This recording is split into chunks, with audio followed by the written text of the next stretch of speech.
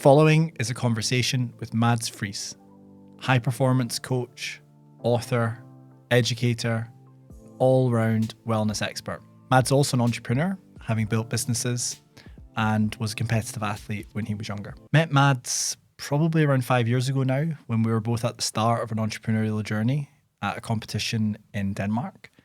And at the time, I was captivated by his positive energy, his outlook on life. And at the time, they were building a really cool business relating to surfboard rental, if I recall correctly. Since then, I've followed his journey, moving into the wellness space as what you call a biohacker, so someone that tries to hack their health, and watched his progress as he's kind of become a well-known figure within the space. And I've been particularly interested in some of these retreats that he does, where essentially brings people together, does breath work, gives them tools to live a longer, healthier, happier life. And as you know, as a listener to the Inside Matters podcast, that's something I'm really passionate about as well. You know, how do we optimize our life to maximize what we get from life? How do we be as healthy as possible, as happy as possible? And there is a toolkit, which we discuss in this episode. And you can expect to learn, if you listen to this episode, all about the fundamentals associated with health. We talked about sleep. We talked about alcohol. We talked about exercise. We talked about mindset. We talked about burnout. We also talked about some of the more cutting edge things, supplements, what to do, what not to do. So you'll enjoy this episode if you're interested in taking control of your health, what you can do to live a longer, healthier, happier life. And to be honest with you, it was just a good, fun conversation between two friends where we talk about the latest scientific evidence, but also we talk about anecdotes and what works well with Mads and his clients. Thank you very much for those who are supporting the podcast. We're starting to get some really decent traction actually on these episodes. And if you've not given us a like and subscribe, please kindly do that. It's one of the best ways to support the podcast. If you're listening, I think you might be a great guest, or you know someone who might be a great guest, please write to us or connect us with that person. And as always, we're very open to feedback. This is Inside Matters. My name is Dr. James McIlroy. Hope you enjoy it.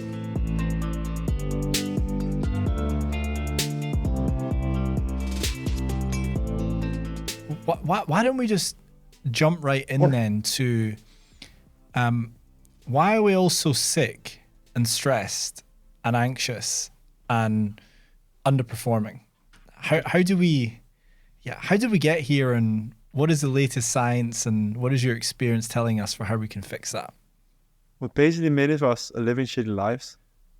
Just call it what it is. Like, we have poor sleep, shitty diet, we have lack of community, lack of friends, bad relationships. It's the full spectrum. And we're stressed out about things that doesn't matter. We're comparing ourselves with everyone else on Instagram that are living a fake life. So we're just on all the different factors. We're living we're struggling a lot and living a bad life. So it's basically our soul and our body telling us dude, wake the F up. Something needs to change. Have you seen the video of Eddie Abayu? Do you know who this guy is? No. Oh, you're going to love him. I'll send you it after. But basically, he just tells everyone to wake the F up all the time. Huge guy that looks at food and says yes. People, this is not food. Wake the I've seen a few videos. My brother sent him. My brother's a big fan of him. Oh, I love it. It's really, really funny. But what he's talking about is so true. He's going to the supermarkets and he's picking up a sandwich that's been heavily processed and he's reading out the ingredients, which is 3 pages long. And he's like, guys, this isn't food. No. No wonder you're getting sick. Wake the F up. Not rocket science. And I think that's one of the things as well. The more people I work with, and when I also I've recorded more than 100 episodes on a podcast, right? You really figure out our fundamentals are totally off. Right. Could we go into the fundamentals, and then I'm going to bring it back to how you got into this, because you're also an entrepreneur. We met doing something entrepreneurial. That's quite an interesting story, I think, as well. But maybe we can talk about the fundamentals then and try and build a playbook for the listeners. We're usually talking about gut health here, which is, I think, a fundamental that ties to diet. But there's a lot more, isn't there? There's the sleep, there's your mental attitude. So why don't you walk us through then the kind of blueprint, and we'll get people to hear about your book as well, so we can maybe drive some people to that. Sure. So Thank you. there's different ways of defining it, but most people that are in the health space agree on some of the same fundamentals, which is one is mindset. So that's like, what's your perspective on life? How do you see things? What questions are you asking yourself? Are you always asking yourself, why does this always happen to me? Or are you asking like, okay, what's the useful thing I can get out of this? Or what can I learn from this? So that's the first. Mindset, you can define it different ways. And there's different things we can do to improve our mindset. So let's go back to the things later, what we can do, but just kind of list the different ones. Yeah. Then we have sleep and rest. So this is both the amount of hours and the quality of your sleep, and also in general down-regulating your parasympathetic nervous system. Basically fancy words for chill the hell out. Like we need to have that body relaxing a bit more. We have diet. Most people agree on that one as well. Then you can bring in light. When I normally talk about it, I normally say nutrition. And then I say it's both the food, it's the water, the air, and the light that we get. Interesting. And then we have movement. Basically moving the body. That's essential. We also have social relationships. Yep. Which is another key factor. So those are the ones I would say are really like the key fundamentals. And then there's the things that like sometimes we can do all of those things right and still have challenges. In that case, is often some kind of toxins, or it can be parasites. It can be, as you say, gut issues that we might not just fix that easily with some food, because there might have been something going on that we need to change. It could be mold or something else. But otherwise, if we get the fundamentals down, we normally end up doing quite well. And I see too many people in the health space forget about relationships, because you can do all of those things right. But if you have a really crappy romantic relationship, you're going to be drained of energy, or if you don't have any friends or so on. Thank you. So we're going to go into each of those and how we can create a blueprint for maximizing them and optimizing them. But why don't you just tell us a little bit about your journey then, and what's brought you to doing what you're doing now, speaking to experts, talking about wellness? Because when we met, you were building a business, startup. I'm not sure if you were looking after yourself and following the fundamentals at the time, but so this long story short of my journey is kind of in my teen years, I got extremely passionate about mindset, wanting to figure that out. Some bad events and people not doing well in my life in my teens. So I started looking at like, what is it that makes people happy? So that's kind of been a driving question for me through my entire life. What does it take to be happy? So I studied psychology, and I was doing sports at like elite level and so on. And I was eating the worst diet. The only veggies that I knew of was the ones on a salad pizza or in a durum. So, or in a burger. On a burger as well. I didn't even know the names before I was 25 about proper like veggies. I knew iceberg, I know tomatoes, cucumber. I really had a horrible diet, but I was exercising all the time, being active, and so on. And then in my mid-20s, I started having more and more health issues, some autoimmune diseases. I have psoriasis as one thing.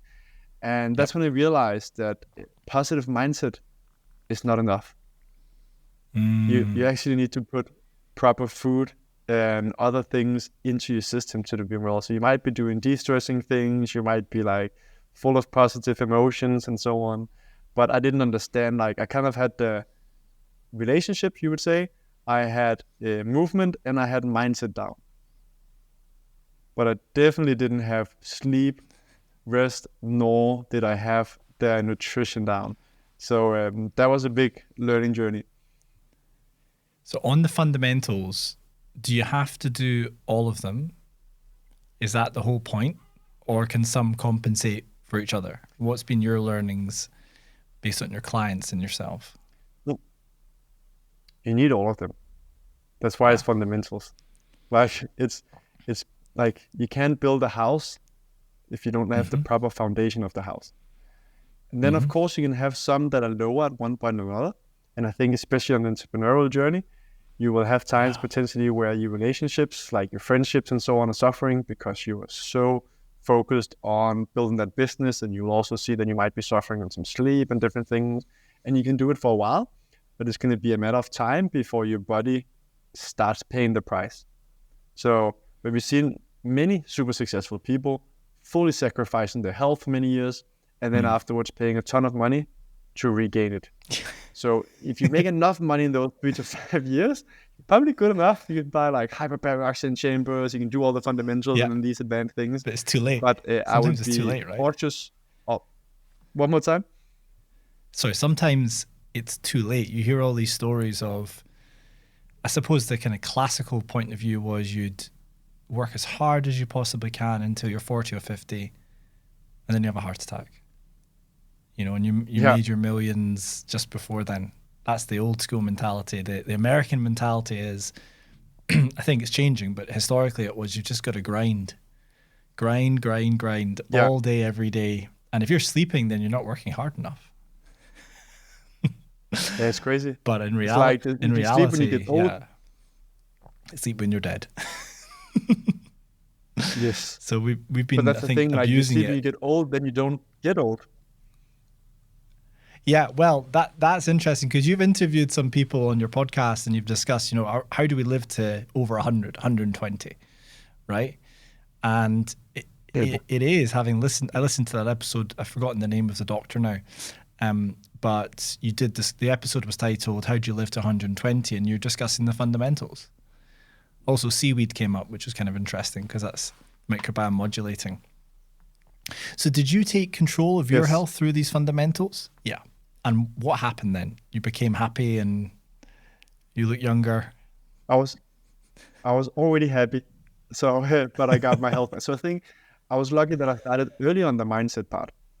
So when I ran into these challenges, I was like, this has to be able to be solved.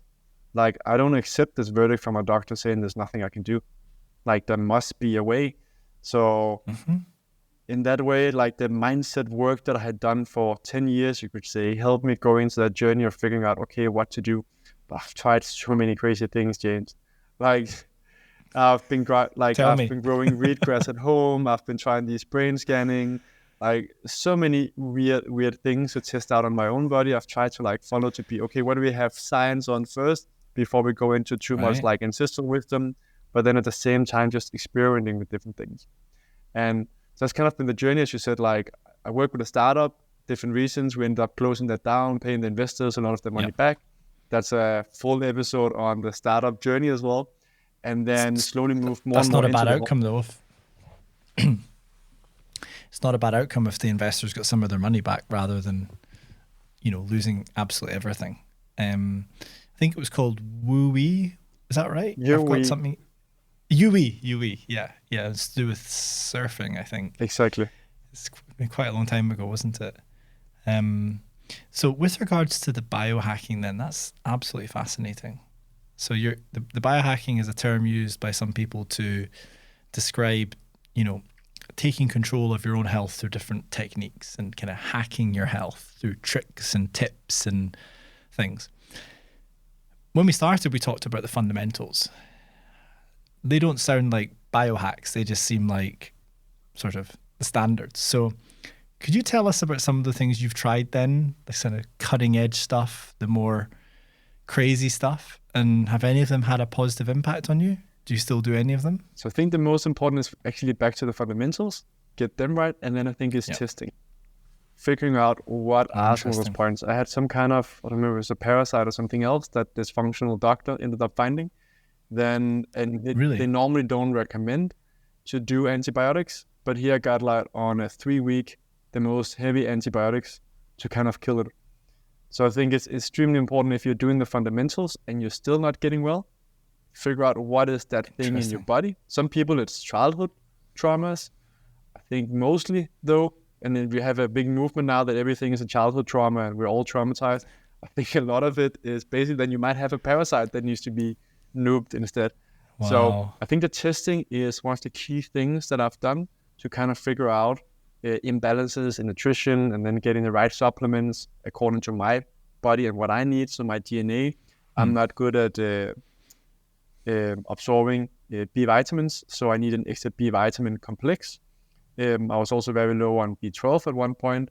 So those things that gets it more specific to what is it you should do. I also did a gut test. So several years ago, I had the first pleasure of pooping into a bag, which is a special user experience that you probably tried as well. Oh yeah, absolutely. I've done all sorts of things like that, both for our company, but also otherwise. And I've not gone as far as I think as you've gone on the self-testing, but I think that's probably because you'd have to go to different kinds of doctors, as in not the mainstream Western doctors. What you're talking about is something slightly different. I think it's almost like a functional clinician. Yeah. So you can go. So did they take more of an interest in your story than the classical doctors? Yeah. So like this, you can find classical MDs that then gone into the route of functional medicine, where they do more testing than the average doctor would do, and that they also use lifestyle medicine. So that's the route that I've been going first, and then also found other people that don't have the MD experience. I found that MD experience is amazing, but it's not necessarily where you learn about health. You learn about medicine, and you get amazing at medicine, and big respect for that. But they didn't spend 5, 7, 12 years on learning about health. They spent that years learning about medicine and fixing broken bones, and they are brilliant at that. Yep. But they're not brilliant maybe at the fundamentals and keeping people healthy when they've not got something that needs a drug. So I asked the doctor how much they learned about nutrition at the education. And I thought the person was kidding me. And I had to ask several doctors if this was actually true, because I didn't believe the result the first 3 times I heard it. But in Denmark, they have one day where they learn about nutrition. And I was like, you're like, for real? Like, real? And that's the person real. telling me about how to become healthy. Like, you had one day, a few hours about food, which is one of the main things for health. So that's what I realized as well, that doctors are amazing, and I appreciate our doctors, and I also appreciate pharma and so on when it's used correctly. But also that you shouldn't take all of your health advice from a doctor, because they only know part of the equation. Absolutely. In fact, I think, just casting my mind back to my medical school journey, I don't think we had a single lecture on the importance of food, to be honest. And we definitely 100% did not have a single lecture on gut health or the microbiome. Because the reason I got so excited about the microbiome was I read about it when I took a year out of medicine to do a degree in physiology, and I was essentially given or had more free time to learn about other areas that weren't part of the curriculum. So there you go. Not a single lecture on food or gut health.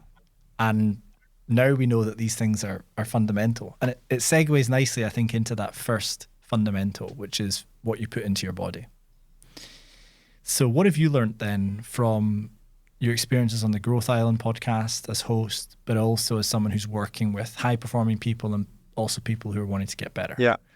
Can I ask the hard question? What's the best diet for everybody? There's not one best diet. That's one of the key takeaways. There's fundamentals, again, or principles, I would call it, when it comes to diet, but it's different what works for people at different times. And I think one of the really good examples was one of my guests called Chuck Hazzard, who was like a wearable guy, and he tracks so much stuff. And he was dominating in ultra marathons as a vegan. And then suddenly his health crashed. So he's been doing really well for, I think it was 12 years, he was telling, suddenly just crashed. And he then had to go on a carnivore diet, which was very hard for him and his wife, because that whole identity of being a vegan, crushing it on that diet and so on. And then like the whole ethical thing with animals and so on. But then he changed his diet to like grass-fed meat, organs, all of that stuff, and he's got his health back. So I think there's no one Wow. perfect diet. It really depends on where you are. And as you know, the gut is different, what your gut need at different times. But what we do know for sure is, should we eat all of that crap that's not food? Is that real food? Like when you look at those packages and like, if your grandma could not recognize this as real food, don't eat it. I think that's the easiest thing to remember. If this is not something would be recognized as food, stay away from it. It's not human, not for human consumption. So that's the first principle. Eat real food. And could we maybe go a bit deeper? You mentioned the carnivore diet, the vegan diet, veggie diet. What's been your experience in terms of what's worked best for people? Because some people just don't even know where to start, to be honest. So, because 1 minute, all the influencers are saying fasting. The next minute, they're all saying eat protein as soon as you wake up. The next week, protein's actually damaging for your kidneys and it might be associated with less lifespan. 1 week it's don't do this, next week it's do that. So it's very difficult for people to understand, what do I actually do? So what are the principles that should last for the next 1,000 years or forever, in your opinion? So first one, eat real food, something that your grandma could recognize as food. Second thing, don't stress about food. The mental impact on the food, which is the problem with these influencers, is because it's always like fear, fear, fear. And that has an impact on how you absorb the food. So don't be too concerned about food. Know that your body is quite strong, but there's a limit for how much abuse you can give it. But like, it's not going to be one ice cream that's going to knock you out. Second thing is, I don't do that well enough. Chew your food properly for proper digestion. That's something you know about as well. Interesting. It's so important. Like, we're so busy, we're running around and we don't chew it, then we don't absorb the food properly and like we get gut issues. Yep. You're right. I'm not going to lie to you. I ate my lunch standing up today and I shoveled it into my mouth and I went back to my desk to look at some data. Inside Matters podcast, guys. But it's difficult.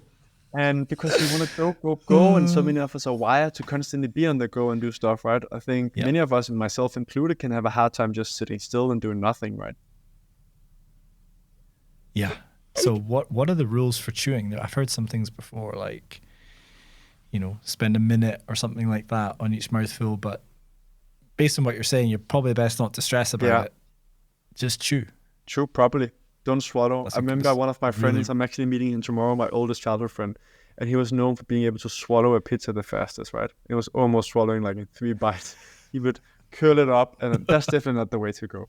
So just take your time to actually chew it into pieces. It also means you're going to feel full instead of when you just swallow it. So you actually give the body the time to feel full so you don't overeat, which is one of the problems for many people. And then I would add the principle of enough protein. That's one of the big things I see in my clients.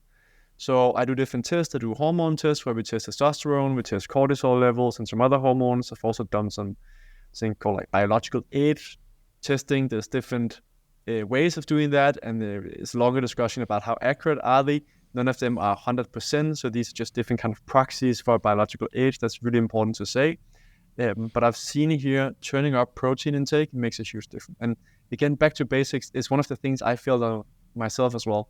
Doing all of these complex things, supplements, testing photobiomodulation, and so on. And then I start to look at how much protein intake do I get. And I got way too little. It's like, it just makes no sense to talk about all these advanced stuff if you don't get the building blocks. If you don't get the building blocks, and so many of my clients are also too low. I had another guy that was like, I think I'm getting enough protein. I was like, fantastic. Let's just test it for 1 week. Just like take pictures for yourself. Just like measure like the big protein sources, like the meat or the chicken or the fish. Mm-hmm. And turned out he was getting something less than 60 grams of protein. And this is a guy per day. And this is a guy that weighs over 85 kilos. This is like, and it doesn't matter about all these advanced things. We need to fix again back to the basics, and protein is the building blocks. I don't know, like the Latin words mean something like building block or something else. It's awesome. Crucial. And how much protein should we be shooting for? And is it the same for men and women? That's a really good question. So The number that I've been told for one of the people that I trust the most in the space is called Umar Dokken. Yeah. He is one of the leading experts within functional medicine, and why I love him is because he is not dogmatic. He's not like religious, and he's very much can speak for the pros and cons of different things. And I spoke to many people in the industry about who is the best, and most people point to him being one of the best in Europe. And the number he gives is 1.6 gram of protein per kilo that you weigh. Got it. Because I've heard 1 gram per kilogram in the past. I've even heard 1 gram per pound, but that's usually from the bodybuilders who are, you know, wanting to get huge, and it's probably a little bit excessive, isn't it? But it's so important to get that fundamental down. Then the last I would add, most likely, well, there's also just getting water. Like, I get surprised. I take that for granted because I've always been extremely thirsty. I've been tested for diabetes too since I was a kid several times because I've always been drinking so much water. Wow. But getting enough water is essential, 2 to 3 liters. I don't think there's one perfect number, but it's so essential that we get the water in as well. Every day. And then there's about veggies and fruit. And I know this is going to piss off all the carnivore people out there. And I took the primal health coach education, which is more in the low carb religion, and I really appreciated that education. It was brilliant. I learned a lot, and they have all the scientific backing for why low carb is the best. Still find when you talk to many people and people that have many people into the practice that there's, again, different things that work for different people. But there's a number apparently the Danish Health Authority looked into that you need 600 grams of greens, berries, and fruits a day. And for every 100 grams less you get, I don't know if it's 10 or 20% higher mortality chance of the most known lifestyle diseases. Wow. So that's a key thing. That's huge. It is, and we do it in our program. I have a longevity program with Omar and a doctor, functional medicine doctor, and MD. And there we turned up, all of them started eating more fruits, veggies, berries, and they were all doing so many things before. Like, I got surprised with our program. I thought we would get all the unhealthy people. We got all the super optimizing already that wanted to do right. And all of them had more energy after doing it. They were like, this is weird, but it works. Wow. Well, I'll just give you a microbiome reference that you might be able to take away into your practice on your podcast. I've seen data that was presented by one of the top microbiome researchers in the world, someone called Professor Rob Knight. And what they did was they mapped microbiome diversity, which is a proxy for health, versus various different variables, including the big ones like antibiotic use, how you were born, exercise, lots of things. And interestingly, surprisingly for me, the thing that tracked strongest of all was the number of different types of plants that you consume within your diet, stronger than recent antibiotic use, which I thought was amazing because the antibiotics just blast through large proportions of your microbiome. That's what they're designed to do. But actually it was the plants that tracked highest. So what you're talking about, I think, is probably people directly influencing in a positive manner the microbes that live inside of them, which then have a positive impact on the inner aspect of the intestine and the rest of the body. So eat more plants. That's the advice. Eat as many plants as you can. And, you know, the carnivore diet side of things is kind of fascinating because some people say they get such amazing transformational benefits from just eating meat. And that's counterintuitive for the microbiome perspective, unless they've got lots of bad ones in their gut. Because what they're then doing is suppressing the growth of the bad ones, which is maybe why they feel better. So for most people, I think increasing your plant intake as much as possible. And what you're talking about, I think, is on your program, all these biohackers who are taking all the supplements and doing sauna and plunge, and I hope we talk about that. But actually they got this huge benefit from just eating more berries. It's not rocket science. So the takeaway, it's not rocket science. To bring it back to the start is just to eat more berries. It's actually a challenge when I'm out talking because I like to talk about the complex stuff.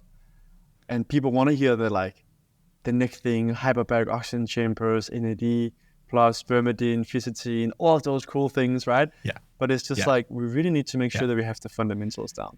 And I think the whole thing about super fascinating, the study that you're referencing, that is actually the plant that makes a big difference. Where we see carnivore works really well is if you have a lot of autoimmune challenges. So several people do well on a carnivore diet for a while to clean up. What also happens, whether people go on a vegan, carnivore diet or something else, is that they cut away all the crap. So by doing that alone, they often get better. Sometimes it creates challenges on long term. I know, again, Umar, I know he has people in the clinic coming in that have been doing carnivore for several years and are now getting challenges. So not everyone does. A good friend of mine is a carnivore, he's a doctor, MD, fantastic guy, extremely fit, and doing well. And he has been on a carnivore diet for several years and is very religious about it and have all the science behind and all the references that says that's the best thing ever. But I think we will see in the future that some people have been thriving on it, but some people also got challenges doing it long. And what you have to remember, a good part of the carnivore diet is that you get liver and you get the stuff that we don't eat in Denmark at least. You get the full animal, and the liver is the super vitamin. If you really want the super vitamins, you need to eat liver. And you eat really the things that are not known to be the fancy part of the animal. Those are the things that are the most nutritious.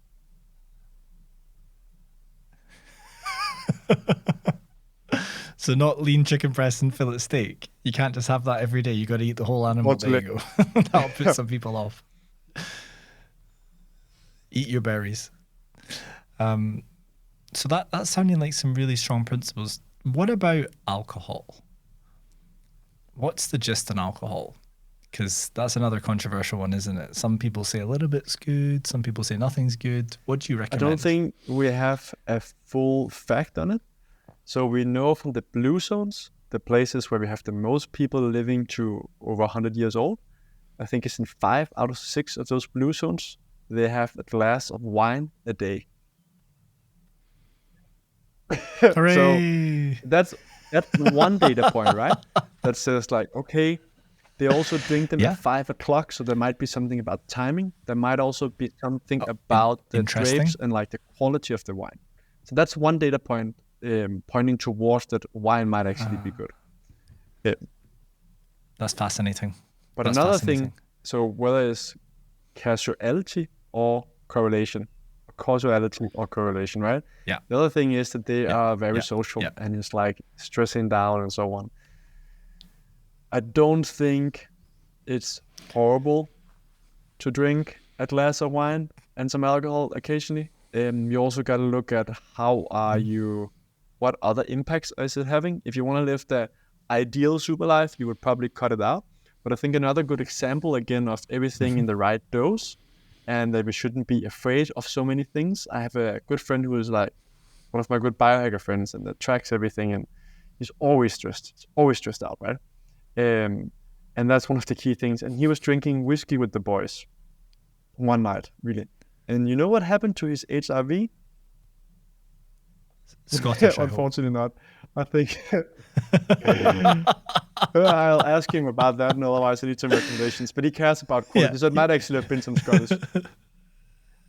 But he actually saw that his HRV data got better because now he was just laughing, having a good time, not stressing. Wow. So of course you shouldn't be drinking whiskey every single day. Do you know who else? That's not the takeaway. Yeah. But in a few glasses occasionally might not be that bad if it gives you a lot on the social skill and it makes you laugh and have fun and My HRV on my Whoop gets better on the weekend, and it does correlate with alcohol. Probably because during the week when I don't drink anything at all, I'm just wired, training super hard, work. And then Friday comes and it's okay, I'm going to just chill. But it's probably not the alcohol. Maybe it's the ritual, which is what you're talking about with the blue zones. I think it's maybe part of that. Okay, we're winding down now, finally. But if you're living in the blue zones, maybe they just wind down every day. I would think so. Sounds good. So your clients then, what do you recommend? You can have a glass if it works for you, and if it's a problem for you, then cut it out. Yeah. Is that essentially the essence of it? I recommend not to drink during the weekdays. And especially not as something to fall asleep. It's one of the most misused sleep aids. The problem is it doesn't make you feel or sleep better. It just like drugs you to fall asleep. So you get like really poor sleep quality. But so I tell people, like, if it makes them happy to do that in the weekends and so on, occasionally, like, don't get festival drunk, we say here in Denmark, where you get like absolutely shit-faced and like you can't remember your name and you have blackouts and so on. But if it gives you a lot of joy to have a few glasses and you do a lot of other good things, I wouldn't be afraid of it. Again, back to like the not being afraid of all of these health things. I think we really have a problem with the social media that like the things that are trending on the reels are the thing that makes you afraid all the time.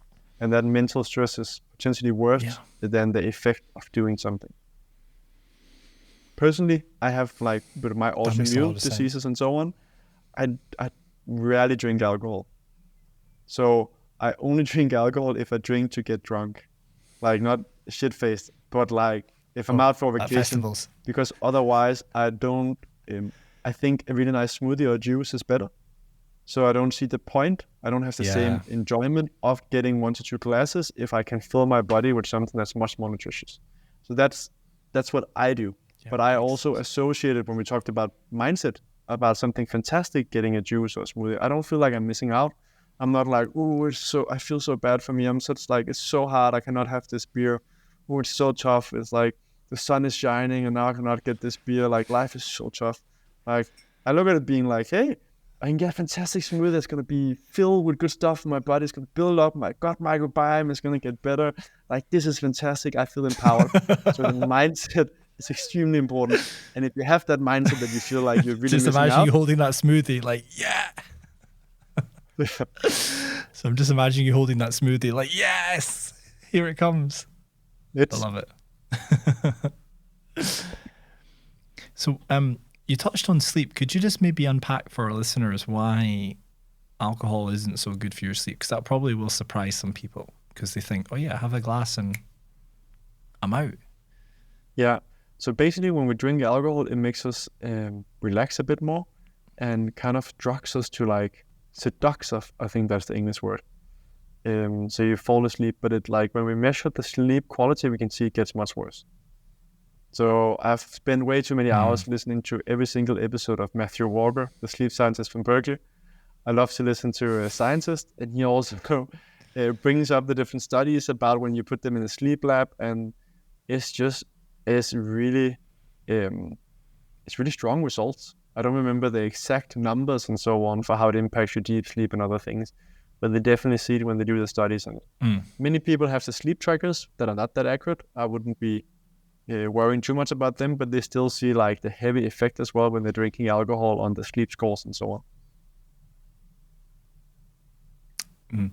What is the best tracker? Is there a best tracker for your sleep and for your recovery, or are they all a bit like gimmicky, so to speak? That is a really good question. I was writing a semi-angry post about sleep trackers last week. And then I had to go in and double check on the sleep studies, if there was any new studies on PubMed. Just to give some context, we now have a disease where people are so worried about their sleep that that's become a disease, that then people can't sleep. So that's why I have my problem with the sleep trackers. Wow. If the trackers... Yeah. It's neurotic. And if the trackers are making more harm than good, then we have a problem. And we especially have a problem if they're not accurate. Yeah. And I interviewed several years ago one of the salespeople at Orange that told me that their sleep stages were off, and him and the sleep scientist wanted to remove it, but everyone had it, so they couldn't remove it for marketing reasons. That's a salesperson saying that. And then I went in to look at PubMed as well, and I've been following the last couple of years. And the problem is you can not easily, but it's better, you can measure REM and non-REM sleep. That we can get fairly accurate. But the story behind deep sleep is that some white sleep scientists, men, decided 50 or 60 years ago that we have we can REM and non-REM. And non-REM, we can see there's like deeper stages, but there's not like this is deep sleep. So it's like they agreed, okay, a certain amount of hertz with the brain and different things. Let's call this deep sleep. But so deep sleep is not that exact science of like, this is where it is. It's just something we said like, here's the cutoff. So now we agreed that this is deep sleep. So then if that's the way we measure it, then that becomes very hard to measure as well afterwards, because it's not like an exact thing. It's just deeper stages of sleep. And I was pretty surprised when I got that explanation. I was like, okay, that's very different than when I hear all of these doctors and scientists speaking about it, but it makes a lot of sense that this might actually be true. And he has nothing to gain by saying that. He has everything to lose by making that explanation. But Aura came out with a new study in March this year from Japan, on a Japanese population, I think it was, where they had better data on the sleep stages. I still wouldn't I wouldn't focus so much on the sleep stages, again, because non-REM, the different stages of that, is not the perfect science. It's kind of like we put something arbitrary up to say now it's deep sleep, right? So I would rather just look at REM and then the total non-REM. And non-REM. Got it. And do you recommend these trackers more generally for the clients that you work with and yourself? And I did back in the days, but after figuring out how it challenges people, and again, I become more and more aware of how much these things about health make people more concerned and more stressed. We have too many mental stressors already. So it's not one of the things I normally recommend. I have one guy now, though, that is kind of semi-burned out, doesn't have the same energy and so on. And there it would be really nice to get some HRV data on him. So heart rate variability. So there it would be nice to put a tracker on him. So I recommend people more to test it for a while and then let go of it and not be neurotic about like what score they're getting and so on. Live life. That's one of the key things as well. Live life. Even though I'm a biohacker, I see so many biohackers being unhappy. They're too focused on measuring different things and forget about like just having fun, laughing, and not being afraid of seed oils and all of those other bad things, blue light and so on. It's like, yes, it's not good for you, but like, chill out. Chill out, man. Who's the guy who wears blue light blocking glasses 24/7? It's Dave. Yeah, Dave he also Asper, tells I think them. it is, isn't it? Yeah. Okay, he also sells them. That makes sense. So everyone's got maybe their own motivations and so on. I know many people who religiously look at the Whoop, and you know, if you start your day and you see you're on 10% and you're in the red, well, yes, it just ruined your day. And you kind of know anyways if you're not so good, right? So what you're saying makes a lot of sense. Are there any non-Whoop or tracker-based tools that you teach your clients? Maybe just, do you feel refreshed? Do you feel groggy? That kind of stuff. Like, is there another way of doing it where you're not religiously looking at everything every day? Devices, I would check the data in the evening instead. So I wouldn't check it in the morning so it doesn't influence your day. So you can write down in the morning, how are you feeling? And then you can correlate it in the evening to see how are you actually feeling. I think that's the way to use it. Because otherwise... Yep, thank you. You don't really win anything by seeing it in the morning, except from being like, ooh, I feel really bad. So you could say as a top athlete and so on, you could take it a little bit more chilled if you look at your data, but you probably know if you should take it more chill. So the only reason then should be, okay, I feel like I had a shitty night. I feel like I need to take it more chill. Let me just double check. If my data says that I did amazing, then I believe I'll just power through and I won't take that extra nap or something else. Then it can make sense to check earlier. But otherwise, if you don't have the opportunity to take it more chill, I would definitely not check the data. Then I would just focus on the positive and what you can actually do. Appreciate that. That's really good. And in terms of sleep, people might see these shorts of Brian Johnson saying, I've got a 100% sleep score for 6 months. Well, that's fine, Brian, because you're spending your whole life trying to get a perfect sleep score. But for other people, it's just not practical. So what are your tools then for getting an amazing sleep every night? And how do people know if they're getting good sleep or bad sleep if they're not using trackers and so on?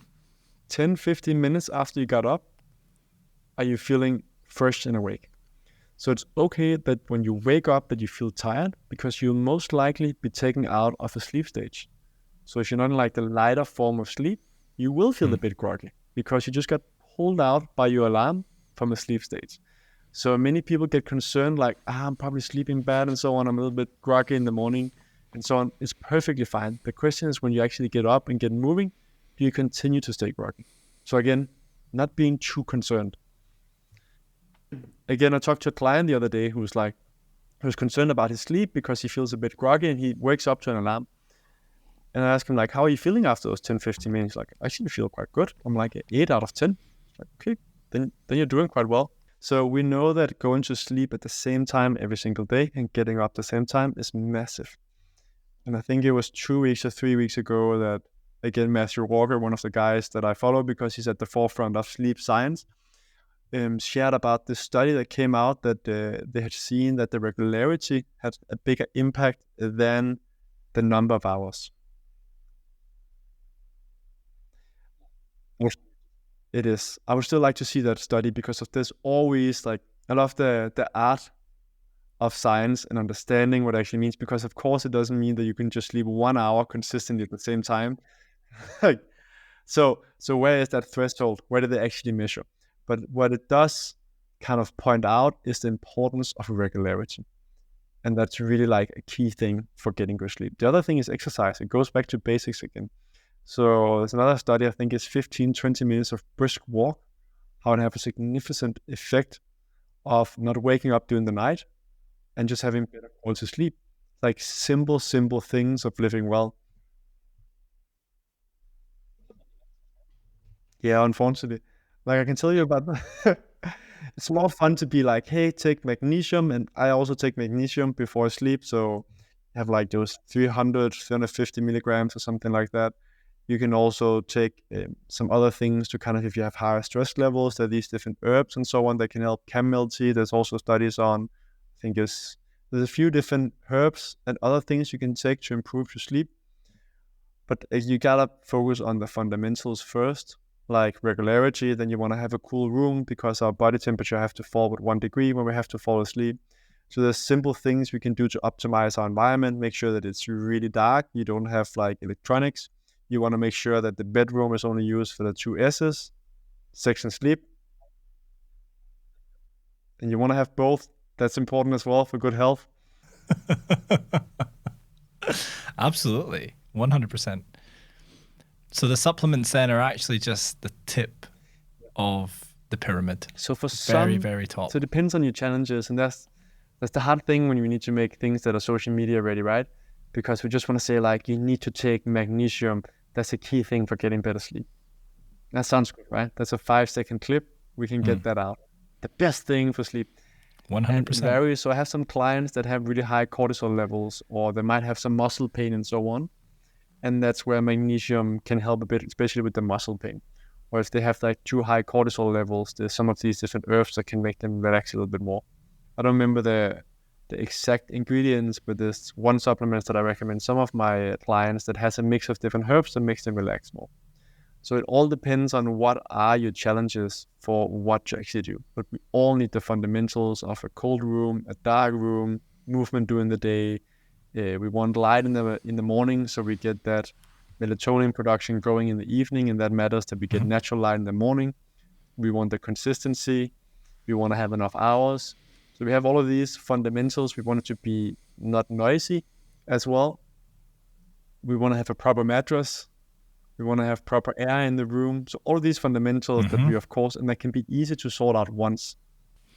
And what about the time spent though? You mentioned that 1 hour, that's obviously an extreme example, but is there any truth to this 8 hours a night? The studies that we have, figure there is, I think it was one in Japan and another study in the US and the UK where they tested what's the ideal amount of hours. We said before that we can see all-cause mortality is higher for people that sleep much more than 8 hours. The problem with that, again, understanding the science, is that the people that are sleeping more than 8 hours are the people that have different diseases and so on, and that's the reason why they're sleeping so much. So it's not because they're sleeping a lot that their all-cause mortality is higher. is because people in that group. So that's a misunderstanding that people are saying in the sleep environments, being like, don't sleep too much, it's dangerous for you and so on. That's not true. It's misreading the data.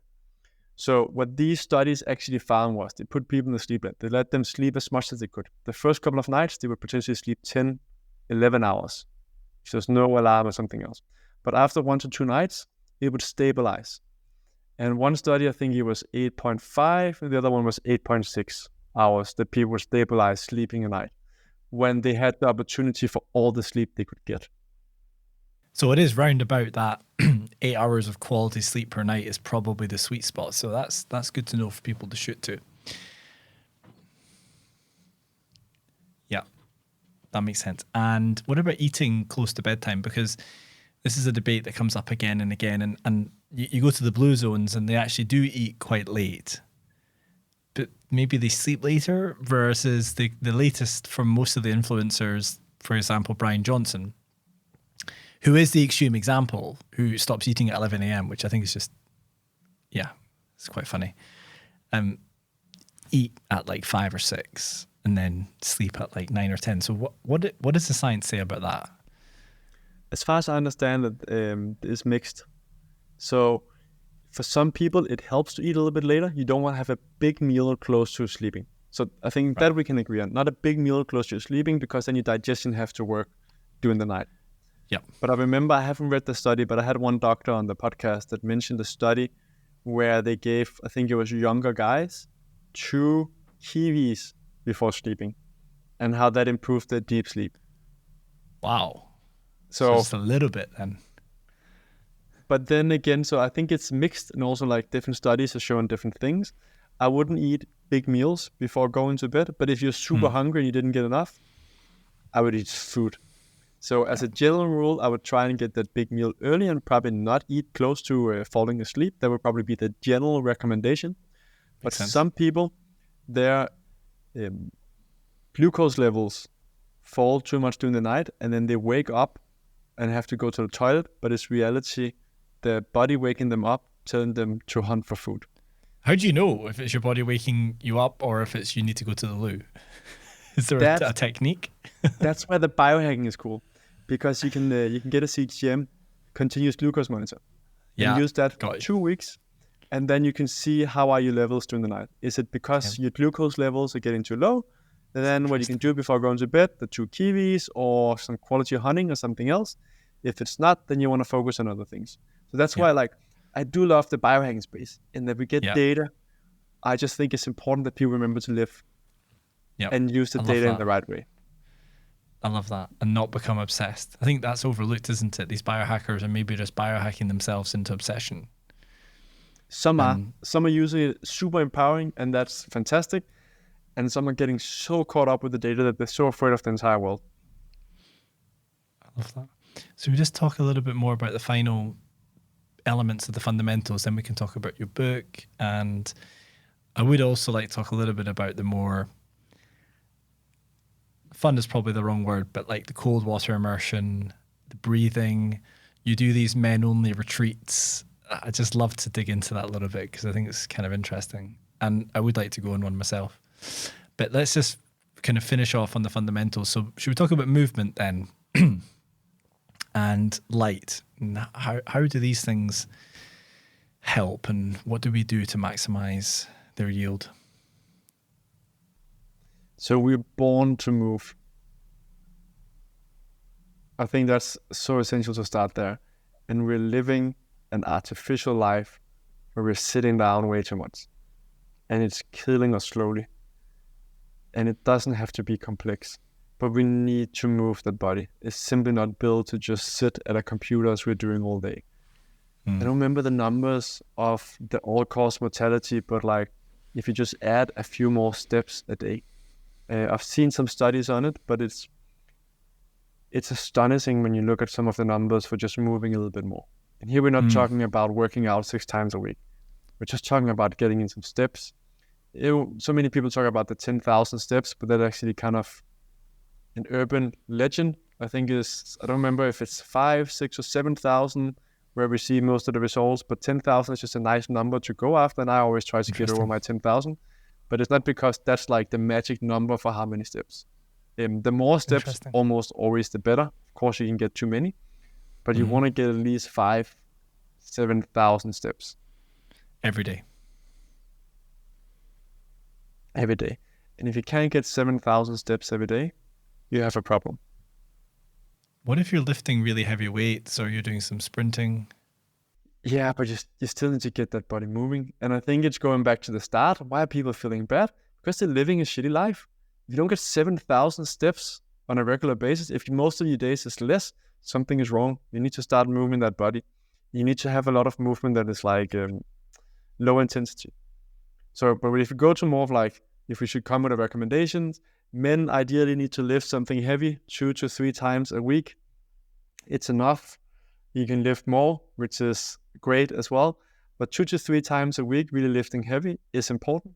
And we need to get something also to get our heart rate up once in a while. And I think just keeping it at that will solve problems for 95% of people. And I often say the best movement you can do is the movement you do. Got it. I love that. So do you think we would have all these chronic diseases and, you know, it sounds a bit like conspiracy, but would there be people in the hospital right now if the big food industry didn't exist and everybody did their fundamentals? How impactful could it be? It'd be insanely impactful. We would still have some people, but not that many. And I think that it's crazy how the agenda or the narrative got hijacked. And I'll try and keep my cool talking about this without getting to, but like, what the hell? Seriously, the whole like, it's your genes making everything, like, oh, you're obese because of your genes. Have you looked at pictures from the 70s? There's no fat people on the beach. We didn't evolve that fast. And we're not about fat shaming. And some people have some challenges and we need to help them. We need to give them love. But the shit that's going on right now, with telling us their genes and they're victims and there's nothing they can do, that is an industry that should jump in the ocean and seriously just like, it's not okay what we're doing to people. We're victimizing them instead of actually helping them, giving them some love to get better. And we would not have all of these decisions. We also see it when we look at the graphs for the different diseases, how they are exploding and so on. And we have a problem with some industries that are incentivized for keeping us sick. I don't think that's a conspiracy at all. That's very simple. True. You just follow the numbers. You look at how much fraud have the food industry done. Just like, it's a fun thing we call it conspiracies, right? I know you don't see it that way, but like it's often talked as like, oh, that's a conspiracy. But like we all agreed on the tobacco industry. We know about that. We know they were doing a ton of shit. We know about the oil industry. Well, we're also figuring out the Coca-Cola bad guys that has been doing fraud with studies. We know that Pfizer has the biggest like settlement in history, billions of dollars for committing fraud. They're like, you would never let them take care of your kids because they've committed so much fraud, so many illegal things, been part of killing people and so on. You have the opioid crisis in the US as well. So there's no conspiracy about how some of these companies are absolute crooks and how we have industry supporting it. McKinsey, one of the big management consulting companies as well, has been part of like making some of these crazy calculations. It's one of the biggest embarrassments for them because it got out there that they've been kind of calculating how to sell more of these drugs and get it going. And we have the videos for the opioid crisis about how they were saying in like, oh, but this is not making you addicted to anything. There's nothing. I'm a medical doctor. Where it's just like, it's absolutely insane that we make it kind of like, and the problem is that there is some craziness sometimes. Like some people are, you would say, more on the scale, and then they make everyone that question whether like the food industry or something else isn't like that crazy category. Where it's just like, no, we're just following money. We're just following like hardcore facts. No conspiracies, just hardcore facts. Yeah, I mean, I'll push back a little bit because I'm someone trying to develop new drugs, and there's definitely a need and a place for pharma. And without pharma, there wouldn't be all of the medicines that are currently available to us at the moment. But what you're saying, I think, is correct insofar as they've all got an agenda. We're living in a capitalist world. And at the moment, the bottom line in terms of profit is what people care about. It's what shareholders care about for the most part. It's evolving. And I think what we're seeing with Ozempic, for example, and these other anti-obesity drugs is it's changing behavior, because people are understanding that actually, hold on a minute here, maybe our metrics are wrong. Maybe we should be focusing on how do we allow people to live a longer, healthier, happier life in totality. And part of that is the food. So as people get healthier, they want to be even healthier, right? Because if all you've actually known is, well, I don't eat any vegetables and I never move. And I don't really sleep. I drink 10 coffees a day, sugar in every single coffee. I smoke, I drink every night. You don't know what it feels like to feel good, because you've not had a good night's sleep in 10 years. You can't take the stairs up to your office because you take the lift every day. So I think there's a bit of a change coming. The big food industry has a lot to answer for. You go into a supermarket, as we were talking about earlier, look at all the cereals. Come on. Poisoning people. They're poisoning people. You are honestly killing people. You're killing and harming people through these foods. What people think is a healthy breakfast, for the most part, is honestly probably as unhealthy as you can possibly get. It's full of sugar. There's no fiber. There's no micronutrients. It's just a whole bowl of rubbish. And that's how you're starting your day every day. You're not even doing any exercise to increase your insulin sensitivity. You're just piling up this sugar bowl, having a glass of orange juice, which, by the way, sorry to say, particularly when it comes from a carton with no pulp, is not very good for you. And you're wondering why you're sore and you can't. And it's the big food industry, and it's the agenda, and it's the lack of education. I fully agree. And just to say, same page. I'm not against all pharma in any way. Like, I think it's extremely fascinating what we can do. I think it's just about using it right. So I'm very grateful for Leo Pharma and my psoriasis medicine and many other things. It's absolutely fantastic, and it's fascinating how we can learn to take more control of our body, and it's one of the things that many biohackers are fascinated about as well. So I think we need to continue to develop new medicine. We just need to use it right. Absolutely. And just like antibiotics, it's been a lifesaver. People were dying of things before. But should we take as much antibiotics as we're doing today? No, it's causing problems, and we're getting resistance towards it and so on. So we're causing new problems.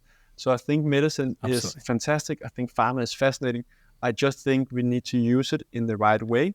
And we need to, and I think Ozempic can be fine to help someone get started on the weight loss. We just need to make sure that it doesn't just become a lifetime consumer, but that we actually help them get that boost to then start moving more. Because I'm part of building a company.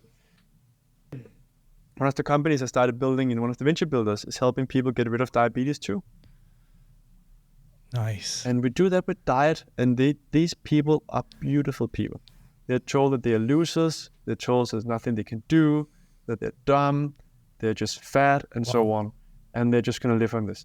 And they're beautiful individuals. And we take them through this program. We give them confidence. We tell them they're good. We tell them that it's not just about the genes. Tell them about it's a hard world that we're living in, and all of the influence from the environment is that you're eating different things and so on. But they have the power. And it's going to be a difficult journey. And we help them learn to eat a low-carb diet, which is important if you have diabetes too. And within 3 to 6 months, what happens is what the doctors say is not possible. It's a miracle. They suddenly no longer have rates like of diabetes. And it's just, it works. It's possible. Yeah. But they have a community, a supportive community. They learn how to eat. We help them understand the setbacks, because there will be setbacks. But they can stay out of medicine if they learn to eat differently. And they can do it. 100%. Yeah, Ozempic is not a lifelong solution for people. There are side effects. Decreased muscle mass is one that I've seen come up again and again in recent times. And yes, the results are insane. But, are the results Ozempic having a specific effect on the body that's beneficial, or is it the result of the weight loss that's having the beneficial effects on the rest of the body? And nothing can be as good, I think, as the fundamentals in this context. Maybe combined with the fundamentals, for some people, as you say, it gives them that acceleration and fair play. But yeah, I read this article about Elon Musk, and it was like, yeah, he was taking Ozempic and he was having 1 cheeseburger a day. It's like, really? You've got basically unlimited resource and you decide to eat a cheeseburger every day, not like the healthiest salad you can possibly buy and the freshest berries you can possibly get. Imagine, I don't know, maybe we would have got to Mars already if he'd been eating the right food, because he'd be, in a better state. So what about role models? Do you think our leaders and influencers maybe could do a better job at sort of being more balanced and healthy and so on? I don't know what it's like in Denmark, but I've not seen a jacked prime minister yet. We've not seen one that's in amazing shape. No. Unfortunately not. Well, I would say we actually had Anders Fogh, who was in fairly good condition. But otherwise, they're not the most healthy. But for sure, they're not the best role models. But also, I don't think they know the right stuff about health. So I think they're just also being fed the wrong data and the wrong knowledge, which is one of the reasons why they're living as they are. That's at least what I would hope to think is one of the reasons. But people like you should be advising these people. Yeah, we should have on the socials of all of our leaders in the countries, hey, this is what I'm having for breakfast. Organic this, I've got my blueberries, I've got my raspberries. Why am I eating this? Everyone who's looking up to me, because I want to perform at my best in my role as president or prime minister. Can't imagine Donald Trump doing that, but hopefully we find one soon who inspires and leads and pushes the agenda so that everyone's living a longer, healthier, happy life. So you have JF Kennedy Jr. I'm not sure if you've seen any videos with him. He is like... I have. People call him a conspiracy theorist and all that stuff. He's been for the environment and been cleaning up rivers, but he calls out that the CO2 is kind of a scam, being like it's the wrong focus. We need to clean up the environment. We have massive issues, and then we are focusing on CO2, which is essential for plants, and also we have too little CO2, most of us in our bodies. But really cleaning up, and he calls out the food industry as well. And he's jacked. I think he's probably on some TRT as well, but he is. He is 100% on TRT. Yeah, I listened to something when he said he was on TRT. Nice. But he how could old be is a great... I don't know. But he looks to be in great shape. Yes. I saw him a video with him in Muscle Beach or something in Venice Beach. Really? And it's just he looks amazing and he can move and do stuff and so on. And he eats, as far as I understand, real food. That's a role model. Yeah, he does. Yeah, it's awesome. Well, fingers crossed then we can... hopefully get someone in the most powerful country in the world actually, pursuing the fundamentals. Yes, and clean environment. I think that's one of the key things as well, is that the nutrition we're getting, everything from the meat, the fish, the veggies, and so on, are just full of crap. We really have a huge challenge in getting proper food, and I think we really need to talk more about the environment. We need to talk about cleaning up the environment instead of talking about CO2 all the time. We need to have real food and the eco system and so on, and get that cleaned up, because that's at least in my opinion, when I look into it. I was on the climate trip and so on in 2009 on a scooter to Denmark and so on, cheering for the climate, and I wrote a climate report for my university and so on. So I looked into CO2 and really been on, and then I still believe we need to do a lot. I just think we really need to look at our cleaning up all of the pollution more than being so focused on CO2. Can you tell us a little bit then about some of the funner stuff? So the breathing, sauna, cold water, infrared, and maybe even some crazier stuff. I don't know what the biohackers are doing these days, but sure. It'd be great to hear. Yeah. If I had all the money in the world, I would have a hyperbaric oxygen chamber. Wow. There's a study in Israel. We had 30 participants that were 63 plus years, at least over 60. And they went through 60 treatments over 90 days. They didn't change their diet, they didn't exercise, and so on. And we saw telomere length, was it increasing with 10 or 20%, something absolutely insane. And telomere length is one of our longevity markers. Wow. We also saw senescent cells massively decrease, which is one of the other things we saw. We see a lot of benefits. And I interviewed one doctor a while ago, medical doctor who does this in San Francisco, and also shared about how many of the tech companies and the companies with a lot of money have this for the executives. So that's one of the cool things. Is that right? Wow. Okay. And can you get the same benefits from Wim Hof breathing? Not, Or you need the you chamber? need the chamber. You need the chamber. Yeah, Wim Hof breathing is cool. Starting to get more questions as well about whether you, depending on your life situation, if you're doing too much stress on your body, if you should do it every day. And the hyperventilation. I just came back from London actually this weekend, where I was at the Sauna breath instructor course, where we talked a lot about the importance of the balance between oxygen, CO2, and nitric oxide, and also in regards to blood pressure, which is like the silent killer that many people are running around with having challenges, and how less hyperventilation can be very beneficial. To be fair to Wim Hof, I'm not talking badly about his method at all. It's fantastic. I've seen it and I've done it a lot. And he doesn't say that you should hyperventilate all the time. It's like controlled stress that he preaches. So that's really important to say, which is very important.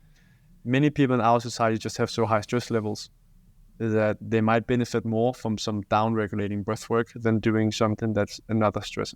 That's really interesting. So the whole concept then of you need to do an ice bath every day might be wrong because it's such a massive stress on your body. It is a huge stress, right? Like you're jumping into something that could kill you if you stay in there for too long. Yeah. So depends on how much you push it and what your lifestyle is. I think most people do well from taking the cold shower or that 2 minutes plunge. It has massive benefits, many different things. But if you are already stressed, it might not be what you need to push your body through. Same with too much CrossFit. So I take a cold shower every morning, and I would love, one of the other things when I get a big house is going to be having a cold plunge. So I love it. Yeah. And where my body is, for most people, it can be good. Everything is like in the right dose. And it would just be much nicer just to say everyone needs to do cold plunging, right? I do recommend it for several of my clients, and one of my clients that got a biological age that was a few years younger, the things he added was more cold water, more protein, and just a little bit of like more strength training. So those were like main things that he changed to see a positive effect. So like the cold immersion is amazing, and so is the sauna, and so is breathwork. So just like with everything, you just don't want to overdo it. Got it. Thank you. I have to say 100% the same. Been doing cold shower every day for 4 years now. And one day I will have the cold plunge every morning, followed by my coffee, which we haven't talked about, but that is an amazing feeling to come out, the plunge, and have that warm cup of coffee, you set your day up. Sauna is also awesome. And I've just been starting to do a bit more infrared as well. I have noticed a few benefits, I would say, from the infrared.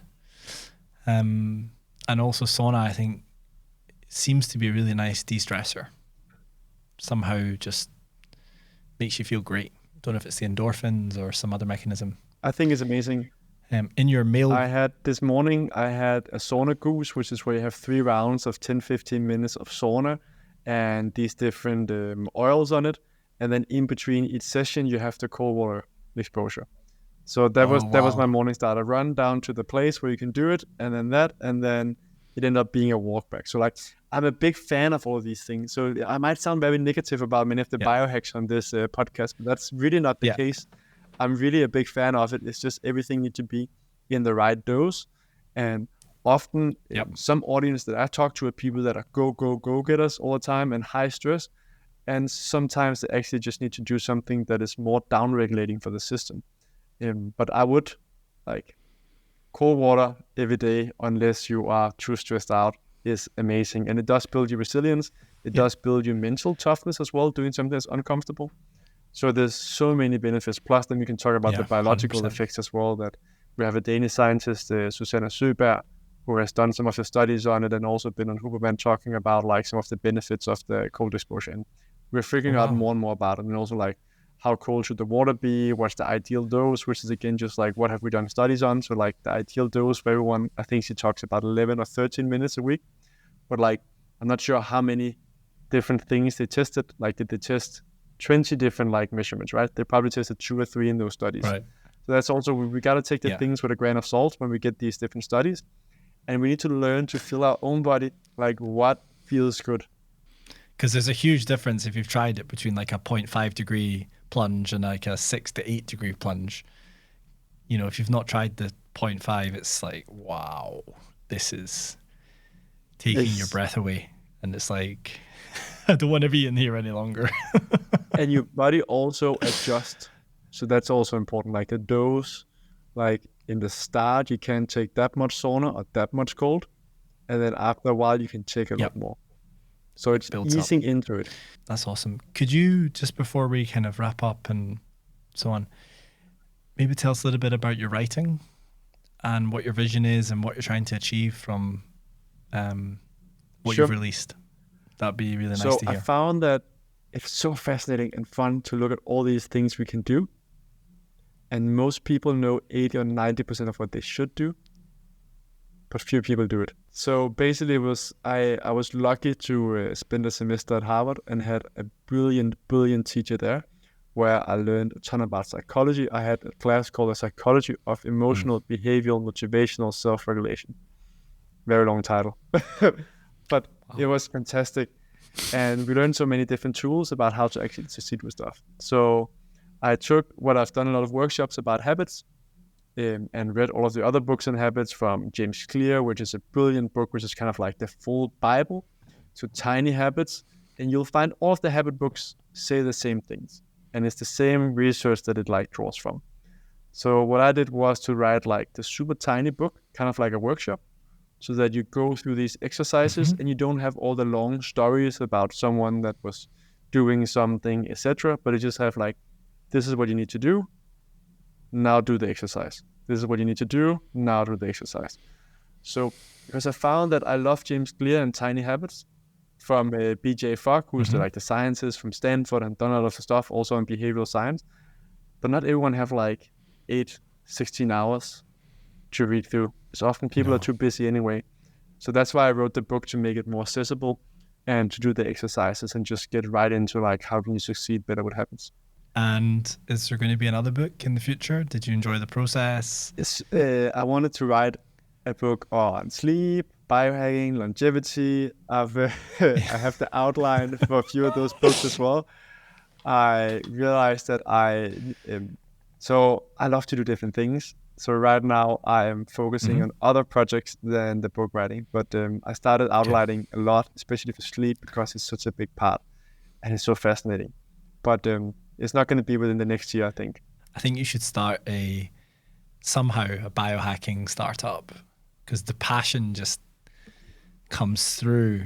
I can even feel it. I know you're on a TV screen, but I can feel the passion. And you know, if you've got so much passion for something, you can definitely create a business from it, I'm sure. I know you are with your own coaching and so on, but maybe there's a product there somehow that could be interesting. So I will be for sure.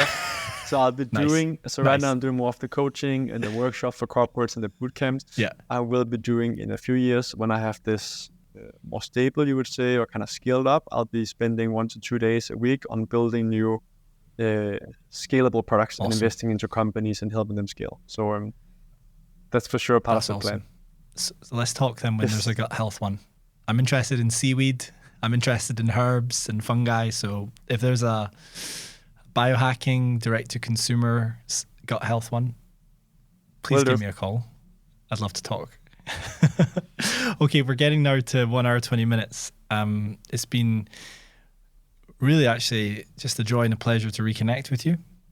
And you've obviously got a very positive outlook on life, and you're really passionate about everything to do with living the best life you possibly can through the fundamentals, but also through this other stuff. So wanted to thank you for coming back on and giving us the time. Really appreciate it. Talking with you again, James. And, it's been way too long. Yeah. And really a pleasure. Yeah. And if people want to follow you and keep up to date with everything that you're doing, what are the best platforms to do that? So I'm actually most active on LinkedIn of all platforms. So find me there, Mads Friis. I'm sure that there might be my name in the show notes. I also do post on Instagram, but right now, to be honest, it's mostly repost of LinkedIn. I will be getting more into that and YouTube later, but that's the main platforms. And then I have my website, which by the time this is out is going to be madsfriis.com. So easy, just my name. Awesome. Thank you so much. Well, that concludes the episode. Really enjoyed it. And wish you all the very, very best with everything that you're doing, helping the people of the planet live longer, healthier, happier lives. Thank you. Thank you, James.